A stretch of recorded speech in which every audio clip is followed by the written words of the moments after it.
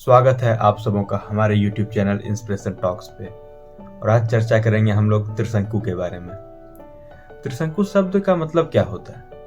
आप लोग आए दिन सुनते होंगे, जब कहीं चुनाव होता है तो अगर किसी पार्टी को बहुमत नहीं मिलती है तो कहते हैं कि त्रिशंकु चुनाव हो गया है, मतलब कि बीच में लटक गया है। ये जो शब्द है त्रिशंकु, ये आया कहाँ से है, इसके ऊपर चर्चा करेंगे और इनकी ही कहानी है। तो यह कहानी हमें त्रिशंकु एक सम्राट थे, सतयुग से भी पुरानी बातें हैं। तो ये कहानी हम लोग कैसे प्राप्त होता है? वाल्मीकि रामायण के बालकांड से। ये कहानी है विश्वामित्र की। तो शुरू कुछ यूं होता है कि राजा सत्यव्रत, जो कि एक महात्मा आदमी थे, सूर्यवंशी राजा, इक्ष्वाकु वंश के वो राजा थे और पृथु के पुत्र थे। तो जब वो बुजुर्ग हो गए तो उनकी इच्छा हुई कि वह सशरीर स्वर्ग को जाए। तो इसके लिए उन्होंने अपने ऋषि ब्रह्म ऋषि वशिष्ठ के यहाँ प्रार्थना की कि हे ऋषि, हमारे लिए एक यज्ञ कीजिए कि मैं सशरीर स्वर्ग जा सकूं। तो वशिष्ठ ने उन्हें समझाया कि नहीं, ये संभव नहीं है, ये ऐसा नहीं हो सकता, प्रकृति के नियमों के खिलाफ है।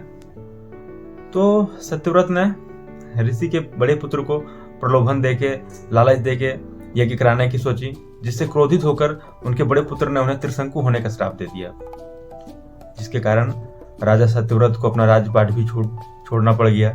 और अब वो भटक रहे थे, श्रापित हो चुके थे। तो उन्हें सोच रहे थे कि अब क्या होगा क्या होगा क्या होगा, कि तभी उन्हें याद आया कि वशिष्ठ से काफी ज्यादा उस समय मनमुटाव चल रहा था महर्षि विश्वामित्र का, और उनके पास ये अच्छा उपाय था, क्योंकि विश्वामित्र और वशिष्ठ के बीच में काफी टकराव चल रहे थे उस दौरान। तो उन्होंने विश्वामित्र को अपनी बात सुनाई कि मैं वशिष्ठ के यहाँ गया था और उन्होंने मना कर दिया कि नहीं, आप सशरीर स्वर्ग नहीं जा सकते हैं, तो क्या आप यह कर सकते हैं? विश्वामित्र को लगा कि वशिष्ठ के खिलाफ अगर कुछ अभी करके दिखाना हो तो यही सबसे बड़ी बात होगी कि मैं त्रिशंकु को, मैं सत्यव्रत को स्वर्ग सशरीर ले जाऊं। तो उन्होंने त्रिशंकु के लिए एक यज्ञ किया। यज्ञ काफी बड़ा यज्ञ हुआ। तो उन्होंने आहुतियां दी, लेकिन देवताओं ने आहुति अस्वीकार कर दिया। इससे क्रोधित होकर विश्वामित्र ने फिर से एक यज्ञ किया, जिसमें कि उस यज्ञ के प्रभाव से त्रिशंकु सशरीर स्वर्ग की ओर जाने लगे। जब वो स्वर्ग पहुंच गए तो इंद्र ने देखा कि अरे, एक मानव शरीर के साथ स्वर्ग आ गया है, यह तो बहुत बड़ी बात घटना हो गई है और प्रकृति के खिलाफ भी है। तो देवताओं ने त्रिशंकु को स्वर्ग से नीचे फेंक दिया। अब वह नीचे आ रहा था तो विश्वामित्र ने भी अपने तपोबल से उसे बीच में लटका दिया। पृथ्वी और स्वर्ग के बीच में बेचारा लटक गया। तो ये जो बीच में लटकने की घटना है ना, इसी से आजकल हम लोग त्रिशंकु शब्द का इस्तेमाल करते हैं। खैर, कहानी में आगे चलते हैं। तो विश्वामित्र को यह बात अच्छी नहीं लगी कि मेरे तपोबल के खिलाफ इंद्र ने यह काम किया है। मैंने जब अपने तपोबल से उसे स्वर्ग पहुंचाया तो इंद्र को किसने यह शक्ति दी कि वह मेरे तपोबल के खिलाफ उसे नीचे फेंक दे? इससे क्रोधित होकर विश्वामित्र ने फिर से यज्ञ आरंभ किया, और इस बार यज्ञ में उन्होंने एक नए स्वर्ग का निर्माण किया। निर्माण पूरी तरीके से नहीं किया, कर ही रहे थे।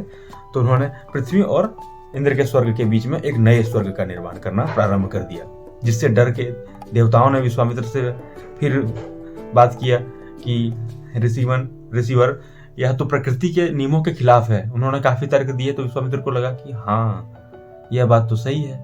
मैं क्रोध में आके और वशिष्ठ को सबक सिखाने के चक्कर में कहीं ना कहीं प्रकृति के नियमों के खिलाफ जा तो रहे थे, लेकिन अब कर क्या सकते हैं, स्वर्ग बन चुका है। तो फिर दोनों के बीच में डील हुआ, वार्ता हुआ देवताओं और विश्वामित्र के बीच में कि ठीक है, जितना हो गया काम होने दीजिए, अब इसके बाद आगे नहीं होगा। तो यही है कहानी विश्वामित्र के अपने स्वर्ग की, जो उन्होंने त्रिशंकु के लिए बनाया था। और चूंकि विश्वामित्र और वशिष्ठ के बीच में ये जो टकराव है, यह क्यों है, इस पे भी अगर आप लोग वीडियो चाहते हैं तो मैं बनाऊंगा, कमेंट बॉक्स में बताएंगे। और अगर यह छोटी सी कहानी आप लोग को अच्छी लगी होगी, ये कहानी सत्यव्रत की है, त्रिशंकु की है, जो कि श्री राम के वंशज हैं, इक्ष्वाकु वंश के थे। ठीक है, आज के लिए इतना ही।